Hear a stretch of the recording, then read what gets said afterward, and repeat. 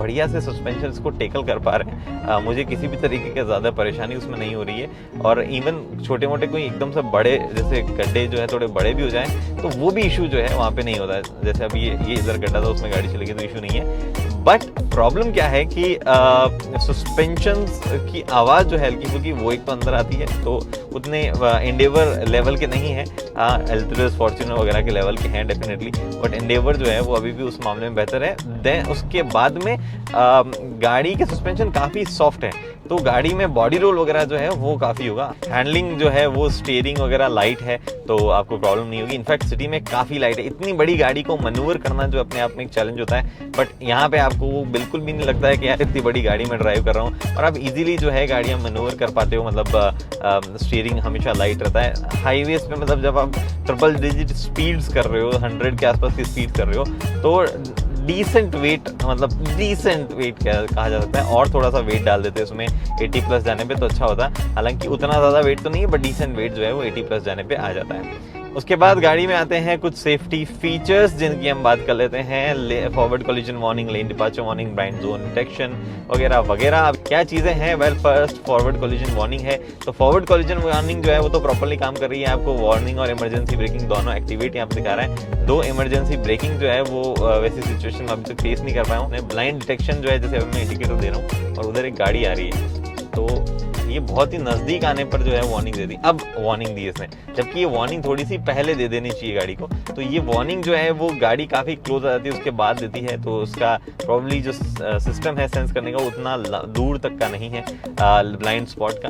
फिर बात आती है लेन डिपार्चर वार्निंग की। तो ये जो लेन्स बनी हुई है ये गाड़ी मतलब ईजिली रीड कर पाती है। अभी तो ये कर नहीं पाई है क्योंकि मैं थोड़ा बेतरकीब ढंग से चला रहा था। तो ये जो है गाड़ी इजीली लेन्स रीड कर लेती है और डिपार्चर पे वार्निंग भी देती है। हालांकि इसमें एक फीचर आता है लेन कीप असिस्ट और लेन डिपार्चर वार्निंग का, वो जब भी मैं सेलेक्ट करने जाता हूँ बड़े वियर्डली जो है सब चीज़ें डिसअपीयर हो जाती है। तो वो एक अजीब सी चीज़ है, वो पता नहीं शायद एक्टिवेट नहीं है लेन कीप असिस्ट वाला फीचर। जहाँ पे बेसिकली लेन कीप असिस्ट में क्या होता है कि आपकी गाड़ी जो है वो जब सीधी सीधी चलती रहती है और हल्की फुल्की जो लाइन्स बनी होती है इनसे अगर इतर जा रही हो, मतलब अलग जा रही हो गाड़ी, तो गाड़ी हल्का फुल्का करेक्शन अपने आप कर देती है। जैसे ये धीरे धीरे मैं व्हाइट लाइन पे जा रहा हूँ, गाड़ी क्या करेगी अपने आप स्टीयरिंग हल्का सा यूँ घुमा के आपको बीच की लाइन में रख देगी। अगर आपको नहीं जाना है, आप थोड़ा सा जोड़ लगाएंगे तो आप देखेंगे कि उधर चले जाएंगे। बट ये चीज़ अभी ये फीचर काम कर नहीं रहा है। लेंस ये कैच कर रही है बट फीचर काम नहीं कर रहा है। ये चीज़ें हैं। ये देखो, ये फॉरवर्ड कोलिजन वार्निंग आई अभी क्योंकि बाइक वाले ने एकदम से स्लो कर ली, तो फॉरवर्ड कोलिजन वार्निंग जो है कुछ इस तरीके से आती है। हालांकि इमरजेंसी ब्रेकिंग जो है वो हमें टेस्ट करने का मौका नहीं मिला, बट अच्छी चीज़ है। सेगमेंट में कोई भी ऑफर नहीं करता है। इंडिया में ये फीचर्स ऑफर यूजुअली स्टार्ट किए जाते हैं, मतलब जो महंगी लग्जरी कार्स है वही ऑफर करना शुरू करती है। बट अच्छी चीज़ है कि इस पर्टिकुलर मतलब प्राइस रेंज में जो हम एक्सपेक्ट कर रहे हैं उस हिसाब से। तो सीरियस से चाबी से शुरुआत करते हैं। चाबी कुछ इस तरीके की आपको देखने को मिलेगी। मतलब दिखने में ठीक है बट थोड़ी सी फील में जो है थोड़ी सी अजीब सी फ्लिमजी सी फील हो रही है। और यहाँ पे जो बटन दिए गए हैं, 3 बटन है बेसिकली, लॉक और बूट ओपन करने का। और ये बटन भी जो है इनमें भी किसी तरीके का कोई वाइट मार्किंग या तो कुछ नहीं दिया गया, तो उतने बढ़िया फील ये जो हाथ में नहीं देते हैं, दिखने में ठीक है। लॉक अनलॉक से जो है कुछ और चीज़ें भी होती है, जैसे कि अगर आपकी गाड़ी अनलॉक बटन अगर आप दबाए रखेंगे तो ऑब्वियसली सारी विंडोज़ जो है वो रोल डाउन हो जाएगी, सनरूफ जो है वो ओपन हो जाएगी। ये सब चीज़ें उनसे हो जाती है। उसके बाद में अगेन अगर आप लॉक बटन दबाए रखें तो ORVM फोल्ड हो जाते हैं और सारी की सारी विंडोज़ रोल अप हो जाती है और सनरूफ इंक्लूडिंग सन ब्लाइंड जो है वो बंद हो जाता है। ये सारे फीचर्स इसमें है। उसके बाद में गाड़ी में आगे की तरफ क्या क्या है, और ये जो इलेक्ट्रॉनिक टेलगेट है वो भी मतलब इलेक्ट्रॉनिक है, मतलब इसी को दबाएंगे तो खुल जाएगा और बंद हो जाएगा, सिर्फ अनलॉक ही नहीं होता है। यहाँ पे आपके पास में आगे की तरफ हेडलैम्प्स है जो कि दोनों के दोनों प्रोजेक्टर है, यानी कि लो बीम हाई बीम दोनों प्रोजेक्टर्स में है। LED है, हालांकि थोड़े से ब्लूइश ये है, मतलब ये एग्जैक्टली वाइट लाइट प्रॉपर्टी हल्की हल्की ब्लू टिंट में आती है। ऊपर की तरफ ये DRL है, नीचे हेलोजन रिफ्लेक्टर बेस हेलोजन वाले जो है आपको फॉग लैम्प मिलते हैं। अब ये डबल अप हो जाते हैं कॉर्नरिंग लैंप में भी, यानी कि जब आप स्टीयरिंग मूव करेंगे तो कॉर्नरिंग लैंप हो जाएंगे। हालांकि एक इसमें प्रॉब्लम मुझे नज़र आई, वो ये कि इतने ज़्यादा स्मार्ट नहीं है कि अगर आप रिवर्स में गाड़ी रखें तो जैसे होता है ना कि जब आप इस तरफ आपने स्टीयरिंग इस तरफ कर रखा है तो ये कॉर्नरिंग लैंप जलता है, यही जलता है। बट अगर आप रिवर्स गियर इंगेज करते हैं तो टेक्निकली इसको बंद होकर उसको इंगेज हो जाना चाहिए, बट ये इतना स्मार्ट नहीं है, वो चीज़ ये नहीं कर पाता है। बड़ी सी ग्रिल है आगे की तरफ। अब यहाँ पे जो है ब्रश्ड एल्यूमिनियम की फील जो है वो इसको दी गई है। हालांकि अभी गाड़ी प्रॉपर्ली क्लीन नहीं है क्योंकि बार बार सैनिटाइज होती रहती है मीडिया ड्राइव जो है उस वक्त में, तो उस वजह से इतनी ज़्यादा क्लीन नहीं है। तो मे बी अगर आपको लग रहा तो गंदी है। ये आपके पास में 360 डिग्री पार्किंग कैमरा का फ्रंट कैमरा यहाँ पे है। फ्रंट पार्किंग सेंसर्स भी ऑब्वियसली आपको मिलते हैं, 4 फ्रंट पार्किंग सेंसर्स मिलते हैं गाड़ी में। और बाकी चीज़ें क्या है, साइड में कुछ 6 front parking sensor, 6 front parking और 6 रिवर्स पार्किंग सेंसर मिलते हैं, क्योंकि गाड़ी में जो है वो ऑटो पार्क असिस्ट वाला सिस्टम जो है वो आता है। गाड़ी का जो अप्रोच एंगल है वो उतना ऑफ रोड केपेबल नहीं लग रहा है जितना फॉर्च्यूनर एंडेवर वगैरह का होता है अप्रोच एंगल, बट इसका अप्रोच एंगल उतना अच्छा नहीं है। तो अगर आप सीरियस ऑफ रोडिंग करने जाएं तो उतने ज़्यादा तो इसमें नहीं हो पाएगी। उसके बाद में टायर जो है 255 R19, बहुत ही बड़ा तो व्हील है और एकदम सही टायर साइज़ इंडिया की सड़कों के हिसाब से चूज़ की गई है, तो उससे जुड़ी हुई जो है कोई शिकायत नहीं होनी चाहिए। ये आर्च वगैरह बड़े नहीं है बट एकदम सही लगते हैं। डिज़ाइन के मामले में गाड़ी मुझे जो है बहुत ही एकदम सही लगती है, सॉर्टेड लगती है। कहीं भी ओवरडन टाइप की चीज़ जो है वो नहीं मिलेगी आपको गाड़ी की डिज़ाइन में। शायद मुझे नहीं लगता कोई किसी को भी कोई ऐसा लगेगा कि अच्छी नहीं लग रही है टाइप की चीज़ें। यहाँ पे ब्रिट डायनेमिक लिया है, ब्रिटेन का जो फ्लैग है उससे कुछ इंसर्ट्स यहाँ लिए हैं। अब ये यहाँ पे MG की बताने की कोशिश है कि MG जो है ब्रिटिश ब्रांड है। दो वी ऑल नो कि ब्रिटिश ब्रांड तो है but they are owned by Chinese company SAIC motor, और वो लोग भी ऑब्वियसली इसको ऐसा कुछ छुपा तो सकते नहीं है, बट ये चीज़ है अपनी थोड़ी सी क्लैरिफिकेशन। कई लोगों को लगता है सोली के चाइनीज़ ब्रांड है तो उसके लिए शायद वो क्लैरिफिकेशन के लिए दिया होगा। आपके पास में ये है रिक्वेस्ट सेंसर जो कि ड्राइवर और पैसेंजर दोनों को मिलता है, इस तरफ और उस तरफ दोनों को मिलता है। ORVM बहुत ही बड़ा है साइज़ में, और यहाँ पे जो है LED स्ट्रिप रन कर दी है। और ये नीचे आप देख पा रहे हैं ये 360 डिग्री कैमरा के लिए जो तीसरा मतलब जो साइड में कैमराज होते हैं तो वो 2 कैमराज में से एक ये है। ऐसी चीज़ें हैं। हुड बहुत बड़ा है। इस तरफ आपको अगेन ब्रिट डायनेमिक वगैरह लिखा है, कोई ऐसी बैजिंग वगैरह साइड में नहीं है, कुछ भी इंजन या ऐसे कुछ जुड़ी हुई, लेकिन पीछे की तरफ वो काफ़ी है, उनकी हम बात कर लेते हैं। यहाँ पे देखो 4 व्हील ड्राइव ADAS लिखा हुआ है। अब ये ADAS जो है वो ऑब्वियसली जो ऑटोनॉमस सेमी ऑटोनॉमस चीज़ें हैं उससे जुड़ी हुई चीज़ें यहाँ लिखी हुई है। ग्लॉस्टर की एक बड़ी सी बैजिंग दी गई, जिसको अगर थोड़ा छोटा किया जाता तो बेहतर होता, काफ़ी ज़्यादा ही ये बड़ी बैजिंग लगने लग जाती है। MG यहाँ लिखा है। इंटरनेट इनसाइड, जी हाँ इंटरनेट अभी भी इनसाइड, ये कहीं नहीं गया है। हम इसको देखते आ रहे हैं ऑलमोस्ट सारी कार्स में MG की। और नीचे की तरफ आपको ड्यूअल टिप एग्जॉस्ट इधर और एक ड्यूअल टिप एग्जॉस्ट इधर। तो अब आप पूछेंगे कि भैया क्या ये फेक है? वेल ये फेक नहीं भी है और है भी। कैसे वो बताता हूँ मैं आपको। इधर देखो आप। सो बेसिकली ड्यूअल टिप जरूर है, एक टिप इधर से एक टिप उधर से, बट ये 2 नहीं है। यहाँ पे एक ही एग्जॉस्ट फ्लिप्स टिप से जो है 2 ये गोले बन रहे हैं और इन्हीं में से एग्जॉस्ट निकल के आ रहा है। तो ऐसे अलग से कहीं नहीं है तो यहीं, बट स्टिल ये एग्जैक्टली सही नहीं है। उसके बाद में आपके पास में जो बूट है वो ऑब्वियसली जेस्चर से भी काम करता है। अगर आप पाँव स्वाइप करें जैसा, ओके जैसा मैंने अभी किया और ये आ गया। बट अभी ये नोटिस करते हुए मैंने एक चीज़ नोटिस की है, वो ये कि ये बहुत ही ऐसे लूज़ है यहाँ पे। तो ये अच्छी चीज़ है पेडेस्ट्रियन वगैरह सेफ्टी के हिसाब से, बट मतलब कभी छोटे मोटे एक्सीडेंट में शायद ये थोड़ा अंदर की तरफ दब जाए। बट एनीवे ब्लम्पर ये तो चेंज करने में भी उतना ज़्यादा कॉस्ट उसमें नहीं आएगा। बूट अगर तीनों सीट्स लगी हो तो उतना ज़्यादा नहीं है, हालांकि पीछे की तरफ छोटी सी चीज़ें स्पेसेस हैं, जैसे कि यहाँ पे आप कुछ जैक एंड टूल्स वगैरह देख सकते हैं, और वहीं से स्पेयर व्हील का एक्सेस है। अब स्पेयर व्हील में एक अच्छी चीज़ है, वो ये बंद कर देता हूँ, 2 सेकंड का डिले होता है इसमें ताकि आप दूर हट पाएँ। स्पेयर व्हील में एक अच्छी चीज़ है जो कि यहाँ नीचे दिया गया है, वो फुल साइज़ का है, मतलब एलॉय व्हील है और फुल साइज़ का है, और आपको मतलब जो भी वेरिएंट होगा उसमें फुल साइज़ का ही मिलेगा। तो वो एक अच्छी चीज़ है, उसमें कोई इशू नहीं है। फिर से ये खुल गया था, जेस्चर कंट्रोल प्रॉबेबली। अब चलते हैं अंदर की तरफ। ये अंदर की तरफ जाने से पहले मैं आपको एक बार इंजन बे दिखा देता हूँ। 2.2 लीटर बाई टर्बो इंजन है, 218 PS और 480 Nm का टॉर्क ही निकालता है, और हाइड्रोलिक स्ट्रट्स जो है वो लग दिए हुए हैं आपको। MG ट्विन टर्बो यहाँ पे लिखा हुआ है। इंजन लेआउट भी काफ़ी नीट है एक्चुअली। ऐसा कोई भी आपको क्लटर वगैरह जैसी चीज़ें यहाँ पे नहीं देखने को मिलती है, जो कि एक अच्छी चीज़ है इसके बारे में। बाकी बातें इंजन के अंदर जाके हम करेंगे। आप देख पा रहे हो हीट इंसुलेशन वगैरह यहाँ पे भी दिया गया है। स्टेप इन करने के लिए आपके पास में नीचे रनिंग बोर्ड जो है वो इंटीग्रेटेड है इसमें, और कोई भी चीज़ें आप पकड़ने के हिसाब से फ्रंट सीट में ड्राइवर साइड को नहीं दी गई है, बाकी फ्रंट में पैसेंजर को भी दी गई है, और रियर में जो है वो दोनों साइड के पैसेंजर्स को मिलती है। लेकिन काफ़ी बढ़िया जो है ओपनिंग है इसकी। हालांकि एक थोड़ी सी फ्लिमजी सी चीज़ मुझे ये लग रही है, ये जो है ये उतनी स्टर्डी नहीं लग रही है। हालांकि पीछे वाला ठीक है, बट ये वाला थोड़ा सा लूज सा लग रहा है। बाकी कोई प्रॉब्लम ऐसे दरवाजे के वेट वगैरह से जुड़ी हुई नहीं है, बढ़िया वेट जो है, फील जो है वो अच्छी आ रही है। पहले इसकी बात कर लेते हैं। ये सीट जो है पीछे हो जाती है, मतलब जैसे ही आप ओपन अनलॉक करते हैं ताकि ड्राइवर इजीली एक्सेस कर पाए, और जैसे ही आप वापस आते हैं तो वापस अपनी पोजीशन पे आ जाती है। ये फूला हुआ इसलिए क्योंकि ये कुछ मसाज वगैरह जैसा कुछ फंक्शन ऑन था।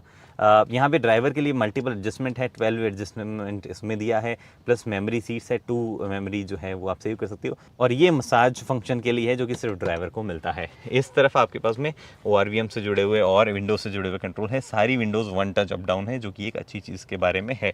नीचे ये फ्यूल लिड ओपन करना है तो उसका यहाँ पे बटन आपको दिया गया है। स्टेप इन करते हैं तो अंदर की तरफ क्या क्या चीज़ें ऑन ऑफर है उनकी हम बात करते हैं। इस तरफ सबसे पहले मटेरियल की बात करते हैं। यहाँ पे सॉफ्ट टच मटेरियल है, ये एक थोड़ी सी फिनिशिंग दी गई है जो कि पर्टिकुलरली मुझे उतनी अच्छी नहीं लग रही है, but may be personal choice आपकी हो सकती है। यहाँ पे आपको जो है अगेन लेदर का इस्तेमाल किया गया है, सॉफ्ट टच जो है फील वो है। यहाँ पे स्पीकर्स दिए गए हैं, हालांकि कोई भी ब्रांडिंग वगैरह स्पीकर्स में नहीं है।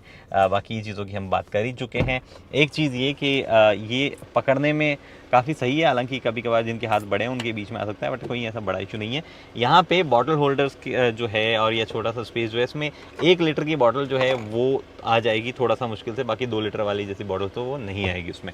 इस तरफ आपको जो है ORVM से जुड़े हुए कंट्रोल मिलते हैं, और ये जो है कैबिन इल्यूमिनेशन का स्विच यहाँ पे है, आपको कम या ज़्यादा करना हो तो वो, ये जो आप देख पा रहे हैं छोटा सा कभी होल आपको अलग से दिया गया है यहाँ पे।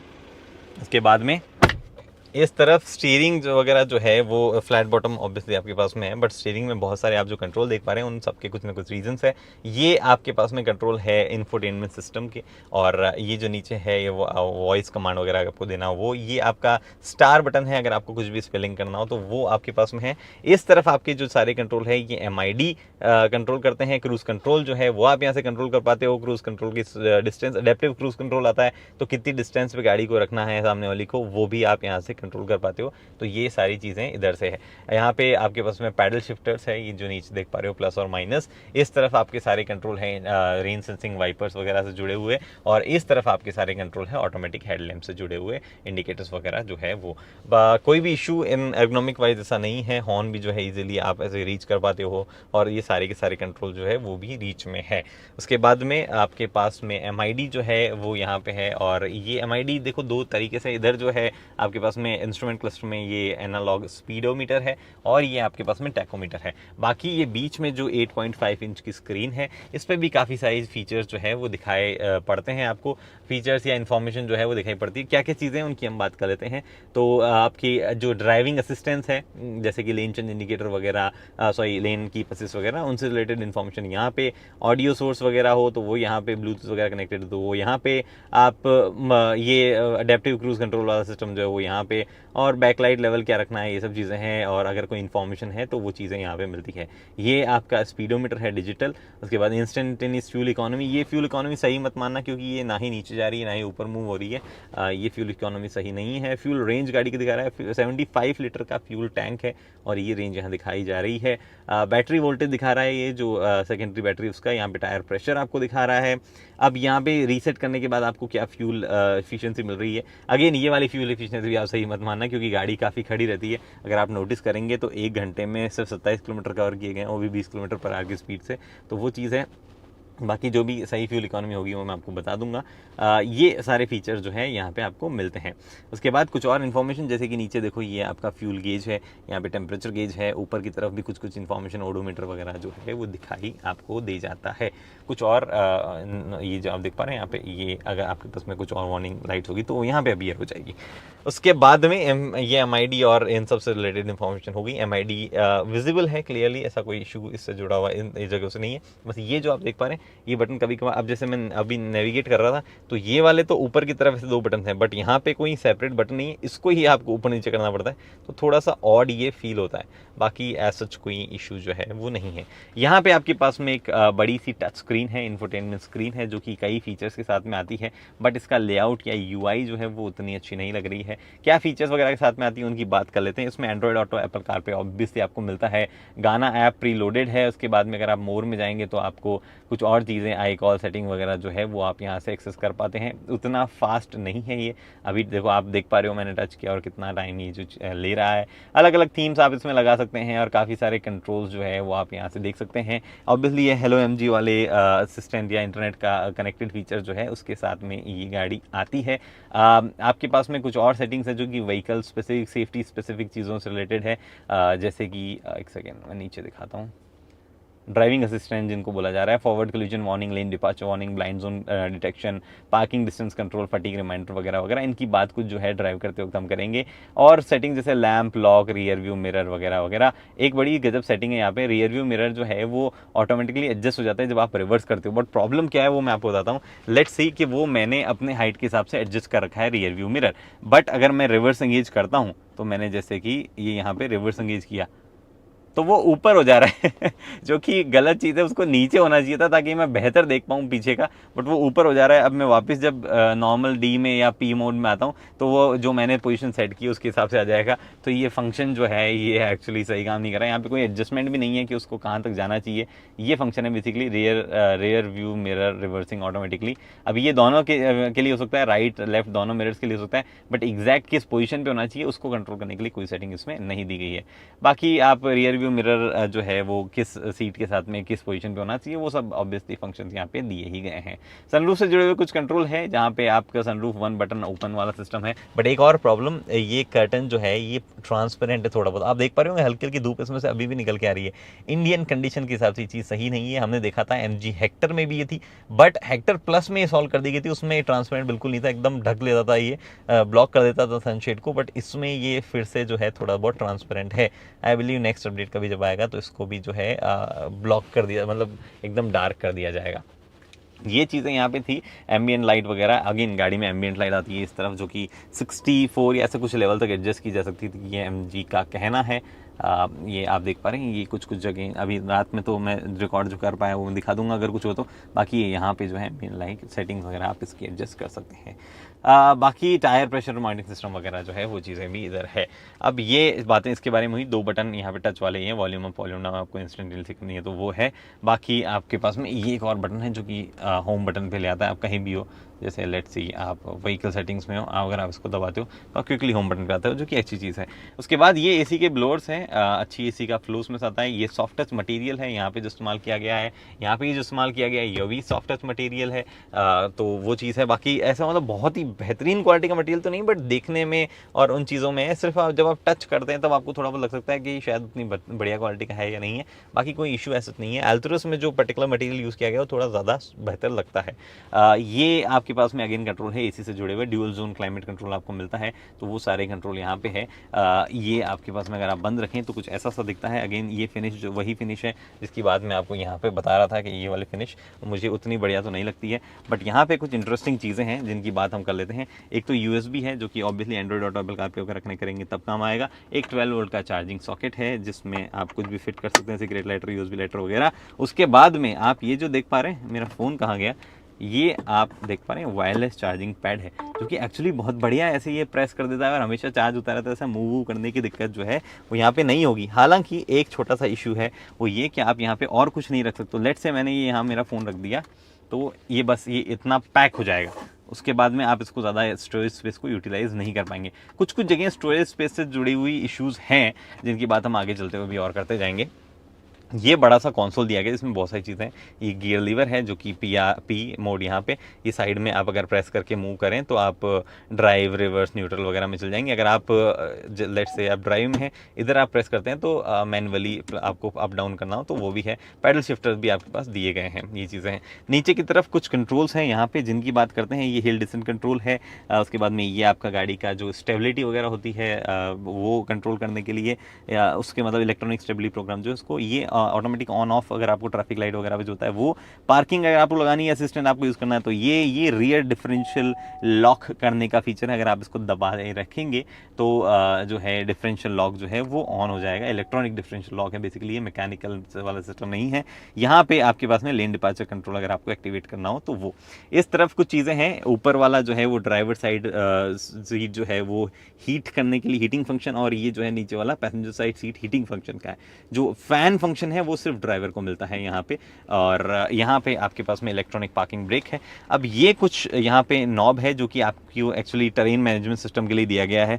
तो अगर आपको ऑटो होल्ड करना है तो ये बटन आप यहाँ पे सिंपली दबा दीजिए। बाकी आप इससे सेलेक्ट कर सकते हैं कि गाड़ी किस मोड में होनी चाहिए, स्पोर्ट मोड में होनी चाहिए, स्नो मोड में होनी चाहिए, मड मोड में होनी चाहिए, सैंड मोड में होनी चाहिए, जो कि आपको एक्चुअली जब भी आप चेंज करते रहते हैं तो यहाँ पे दिखते भी रहते हैं मोड्स जो है। इधर आप देख पा रहे हैं ये कुछ मोड्स आपको इधर दिखते रहेंगे। अब प्रॉब्लम यहाँ ये है, मतलब प्रॉब्लम नहीं है, ठीक है, जो भी मोड है जैसे भी काम करते हैं। मुझे इनिशियली ये लगा कि ये बटन है, ये देखो, और इसमें से आवाज़ भी आती है बटन टाइप की, बट ये एक्चुअली थोड़ा सा ढीला सा लगा हुआ है, मतलब इतना बढ़िया से प्रॉपरली टाइटली पैक्ड नहीं है, नीटली फिट एंड फिनिश वाला जो थोड़ा सा इशू है। तो मुझे ये लगा कि ये बटन होगा, बट ये एक्चुअली बटन नहीं है, ये नॉब से ही सारा सिस्टम होता है। ये थोड़ा सा लूज फिटेड है, इसलिए बटन जैसे टेक्टाइल फीडबैक दे रहा है। तो ये बातें हैं। ऑटो मोड में हम लगाते हैं, बहुत सारे मोड है यहाँ पे, इको मोड वगैरह वगैरह, आप मोड ही सेलेक्ट करते रहो ऐसे घुमा घुमा के। ये इल्यूमिनेटेड है सब, बट अभी दिख नहीं रहा है, रात को सारे जो है प्रॉपरली इल्यूमिनेटेड दिखते हैं। ये एक परफ्यूम डिफ्यूज़र लग रहा है मुझे, बट ये एसेसरी लग रही है। आई डोंट नो इसको इतना बड़ा क्यों दिया गया है। सिंपली ये एसेसरी है बेसिकली। तो आप इसको सिंपली यहाँ से ऐसे ये लगा सकते हैं। इसमें सूं सूं की आवाज़ आती है तो इसको अभी हटा देते हैं हम। फिर आपके पास में यहाँ पे है सेंट्रल कंसोल जो है, उसके नीचे आर्म रेस्ट, और इसके नीचे कुछ सॉकेट दिया गया है। बहुत ही इंटरेस्टिंग सॉकेट ये है, अगर आप देख पा रहे हैं तो ये बेसिकली सॉकेट दिया गया है। आपका जो DPF है उसको क्लीन करने के लिए एक बटन दिया गया है, जो कि यहाँ दिया गया है, ताकि आप एक्सीडेंटली कभी इसको प्रेस ना करें। बहुत ही गज़ब। आमतौर पे ये ऑटोमेटिक वाला सिस्टम होता है यूजुअली गाड़ियों में, ऑटोमेटिकली जब भी करना होता है तब। मैंने लास्ट शायद ऐसा बटन देखा था, वो फोर्स गोरखा में देखा था, बट इसमें जो है वो बटन यहाँ पे दिया गया है। ओके, उसके बाद में कुछ चीज़ें यहाँ रह गई है। ओके, यहाँ पे इलेक्ट्रोकॉमिक मिरर है, ऑब्वियसली आपके पास में ये सन रूफ से जुड़े हुए कंट्रोल है। ये आपका इलेक्ट्रॉनिक टेल गेट जो है उससे जुड़ा हुआ कंट्रोल है। ये लाइट से जुड़े हुए कंट्रोल है। अब लाइट सारी LED है, बट इल्यूमिनेशन उतना स्ट्रॉन्ग नहीं है रात में। ठीक है, आपका काम हो जाएगा, बट उतना ज़्यादा स्ट्रॉन्ग इल्यूमिनेशन नहीं है। ये आपके पास में सन ब्लाइंड है, जिसमें वैनिटी मिरर विथ लाइट दिया गया है दोनों ड्राइवर और पैसेंजर को। हालांकि ये एक्सटेंडेबल नहीं है, अब इस यहीं तक रहता है। आई गेस एल्टुरस एकमात्र कार होगी सेगमेंट में जिसमें थोड़ा बहुत एक्सटेंड होकर यहाँ तक आता है। वो बहुत अच्छी चीज़ है एल्टुरस के बारे में। ये आपके पास में यहाँ पे this is weird sunglass holder इधर दिया गया है, सन ग्लास होल्डर। इसमें यूजुअली यहाँ ग्रैब हैंडल आता है, बट यहाँ पे सन ग्लास होल्डर दिया गया है। उसके बाद ये चीज़ें सेम इधर ही है, वैनिटी मिरर वगैरह वगैरह। यहाँ पे जो है ग्रैब हैंडल आपको मिलता है। और बात करें जैसे स्टोरेज स्पेस के बारे में बता रहा था मैं, तो इशू ये है कि ये स्टोरेज स्पेस जो है थोड़ा सा छोटा है, बहुत ही छोटा है एक्चुअली, काफ़ी छोटा ये हो जाता है। कोई भी इल्यूमिनेशन या कूलिंग वगैरह वाला फंक्शन भी इसमें नहीं है, तो वो एक चीज़ है। फ्रंट में अगर आपको बॉटल्स प्रॉपर्ली रखनी हो तो आपके पास सिर्फ यही स्पेस बता है, जिसमें आप शायद नहीं रखना चाहेंगे क्योंकि आप बार बार गियर वगैरह ऑपरेट जो है वो इधर से करते हैं। तो फ्रंट में बॉटल्स अगर आपको 1 लीटर की रखनी है तो थोड़ा सा इशू है, क्योंकि यहाँ पे भी प्रॉपर्ली 1 लीटर की बॉटल नहीं आती है, और बाकी साइड में भी जो है बड़े स्टोरेज स्पेसेस दिए नहीं गए हैं, वो चीज़ है। हालांकि डैशबोर्ड जो है ये थोड़ा सा नीचे की तरफ जाता है, यहाँ पे कुछ सामान रखा जाता है, but I would always advise कि यहाँ पे आप कुछ ना रखें। ये चीज़ है।